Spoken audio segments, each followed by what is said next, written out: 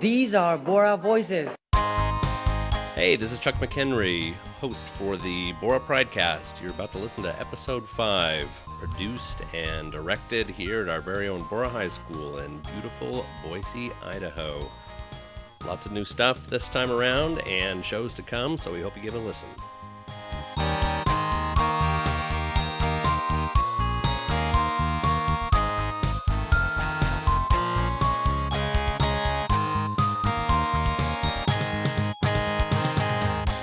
These are Borah Voices.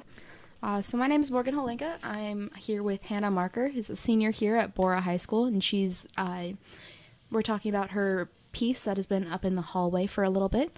So Hannah, how long have you been just doing art in general? For as long as I can remember. It was definitely, my parents plopped me down with a bunch of crayons. I was like, yeah. So what art classes are you currently taking here at Borah? I'm taking AP Studio Art and Design, Ceramics 1, but I just kind of do whatever I want in that class, and another drawing period for AP Art. All right. So what inspired you to do this series that you did?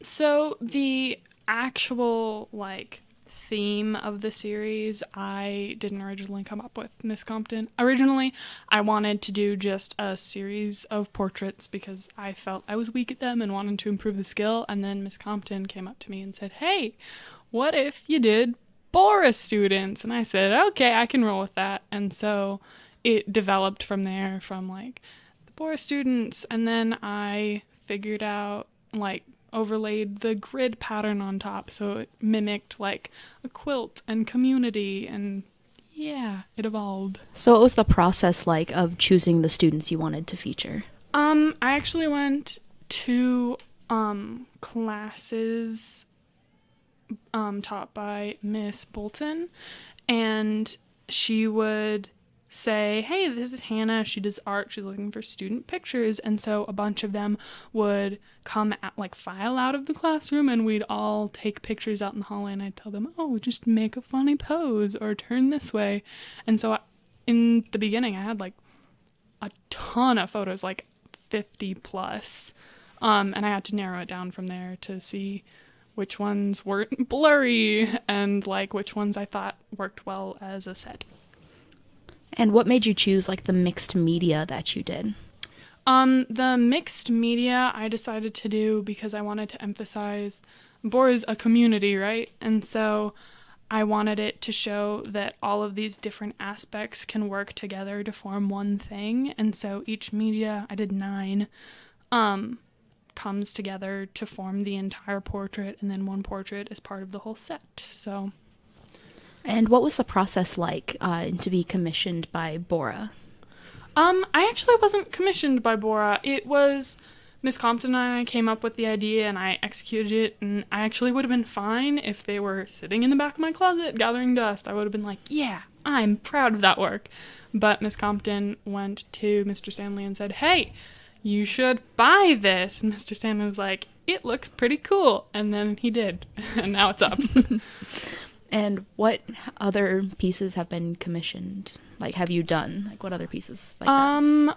I've done other commissions for teachers or people, totally unrelated to school. I'm doing a portrait, actually, like the portraits we have out there with the grid pattern, for one of my dad's coworkers right now. And it's kind of surreal to have people say, hey, I like your art. How about I'll pay you to do some for me? And I'm like, that works for me. And it's cool. And is this something you want to pursue in the future, being commissioned for art, or? Definitely. My ideal career path would be hired artist, and I do all these commissions and stuff. But since that's not the most realistic path, I'm probably going to be looking into occupational therapy and art. So art therapy later in the future, hopefully. Alrighty. Well, thank you very much, Hannah. I believe that's all we have for right now. Thank you.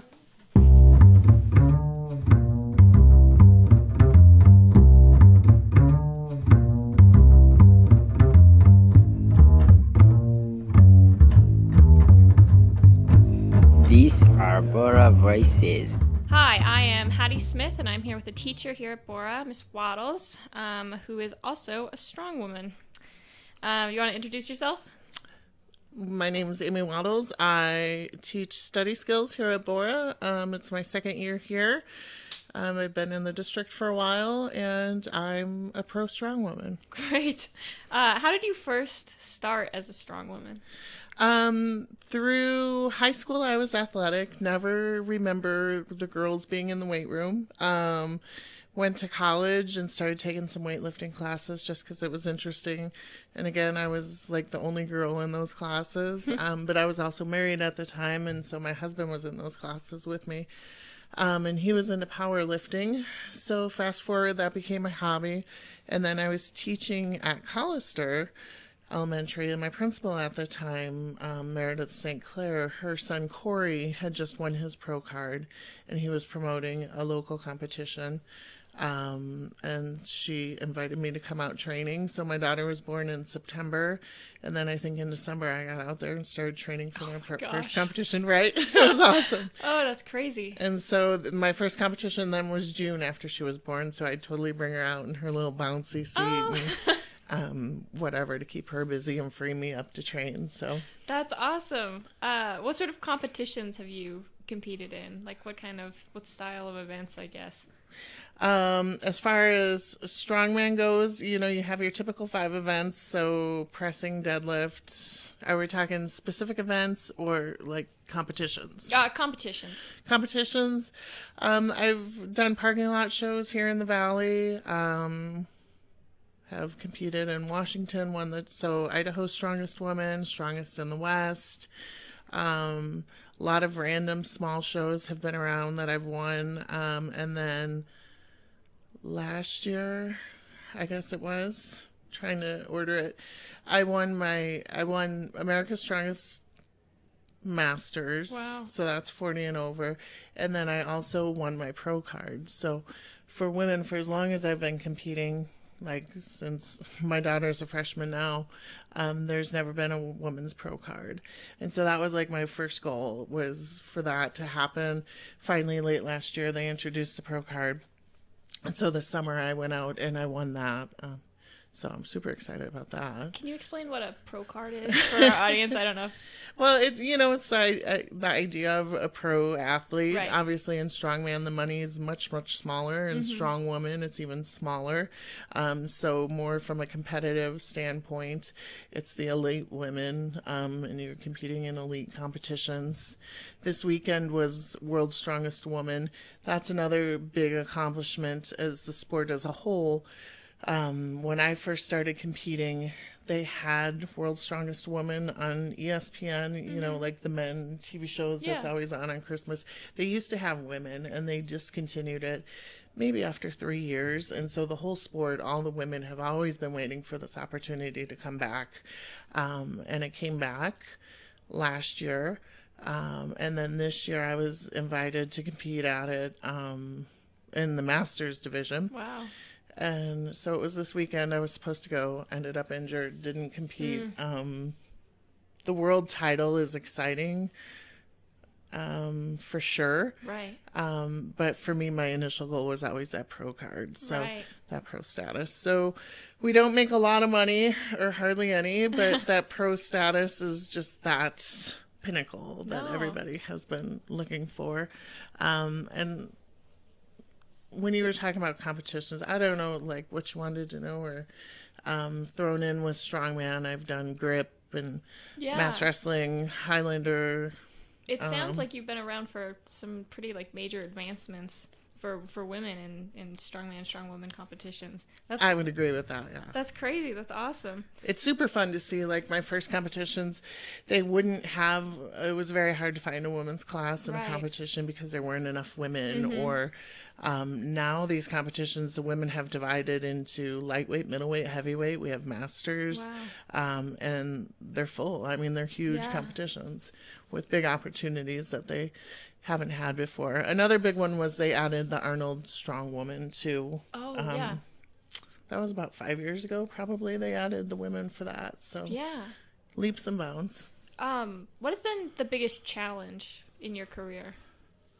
as a strong woman. My Yeah. biggest challenge, I always felt like, because my kids were little, that it was my time. Because in strongman, you have to devote about 3 hours just for event training. So during the week, you're doing your overhead day, your squat deadlift day, and then you have your event training. And that's a huge piece of the day, with little kids, and they have activities. So it's always been that. Or so I thought when they were younger. And now that they're older, I feel, I guess, guilty is the word if I'm not there. They have their goals. They're working with their own coaches and their own sports. So from an expense-wise, it adds up with my traveling. So I think I'm just trying to balance my own selfishness and my own competitiveness with what they need. Yeah. So Sure. That's a real struggle. What's some advice you would give to someone interested in becoming a strong man or a strong woman? that one's easy. Come and visit me in room 602 and come join Borah Strongman. We're just getting started for the school year, a little late. But again, it's kind of my kids first and Strongman Spaghettified second. We had to get through football season. Sure. So come on out and talk to me. It's pretty flexible. We train one day a week after school and try to do events that the kids want to do, but before we get to that point is making sure that they're lifting safely and ready to move into the events. That's so awesome. What was the room name? What room number again? 602, 602. portable by the old gym. Okay, awesome. Yeah. Thank you so much for coming here and talking to us today. It's been great to talk to you. It's really interesting. Super I didn't know fun. any of that stuff. Thanks for so having much. me. These are Borah Voices.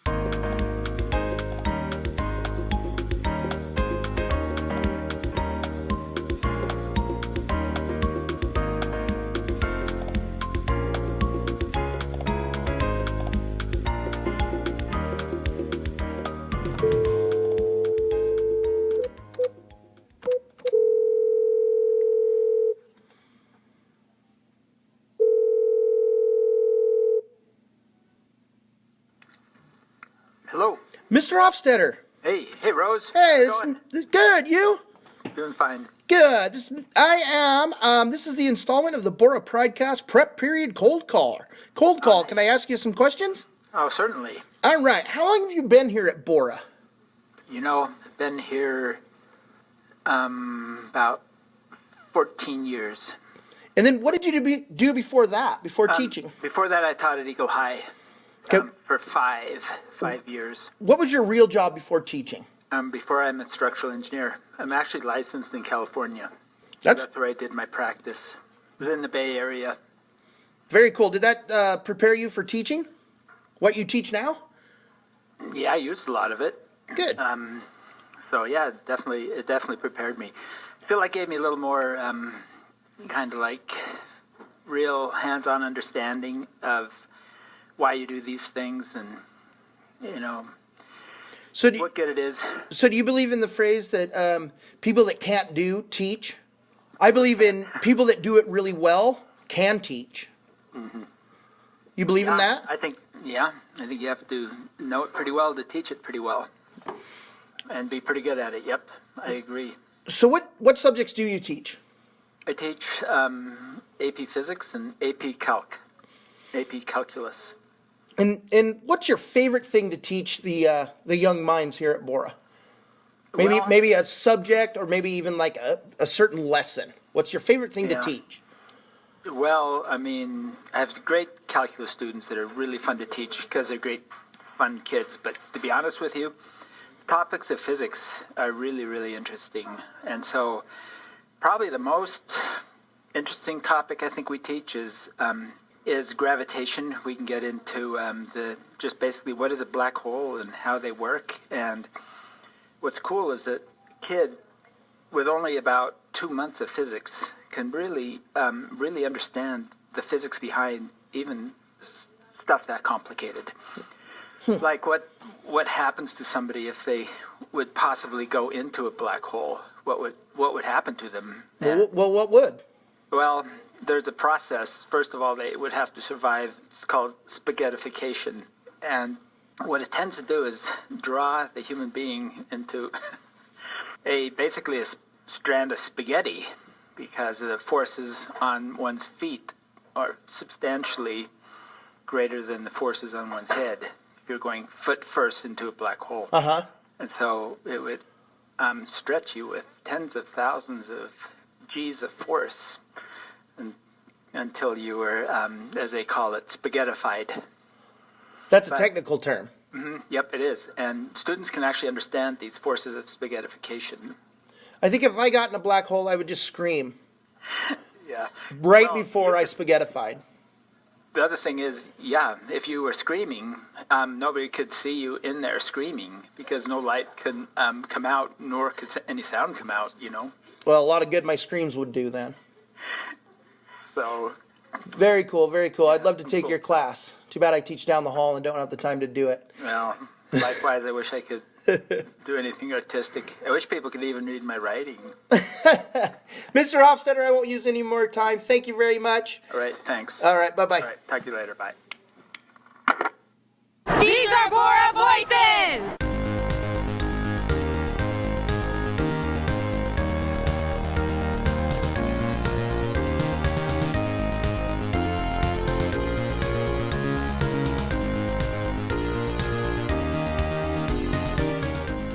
So my name is Morgan Holinka. I'm here with Eden McAfee, and she is a sophomore here at Borah. She is also the female kicker on the varsity football team. So Eden, what motivated you to become part of this team?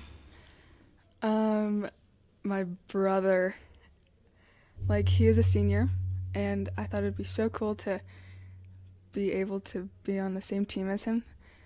And also, when I was in 9th grade, Mr. Alderson wanted me to kick for the freshman team, but I wanted to focus on soccer, so. Nice. So has soccer kind of just helped you along with this process? For sure, especially the fundamentals, placing my foot, keeping my ankle locked, and it just really helps to apply it to the football. Nice. So how long have you been playing football, or is this your first year? This is my first year. Nice. Did you want to be anything else on the team, or were you okay with just being the kicker? Kicker is just fine with me. Yeah, especially since soccer season is the same time. Mm-hmm. It's really mellow and easy to. So how does it feel being the only girl on the team? I think people might expect it for me to be isolated, but they did a really nice job of keeping me a part of the team. And it definitely felt like a big family. It was really nice. Nice. Was there ever any time where you didn't feel like you were a part of the family? Aspect of the team, I guess. Definitely not. They were all welcoming, especially since I'm a girl. I feel like they might seem like it's weird, but no, they were all welcoming. Nice. Did you ever feel like you were treated differently by your coaches at all because you are a female? No, I don't think so. Nice. They had an open mind about it, which I appreciate. So you said that you are in soccer. Are there any other sports that you are a part of? Basketball, and thinking about doing track. Nice. So I don't know. Are you planning on being in football again next year? Oh, for sure. It was so much fun this year. I mean, why not? Yeah. And you're going to be a kicker again? Yeah. Yeah. Nice. Alrighty, so thank you very much, Eden, and Thank you. I wish you success in all that you do. Thank you very much. You're welcome. These are Borah Voices.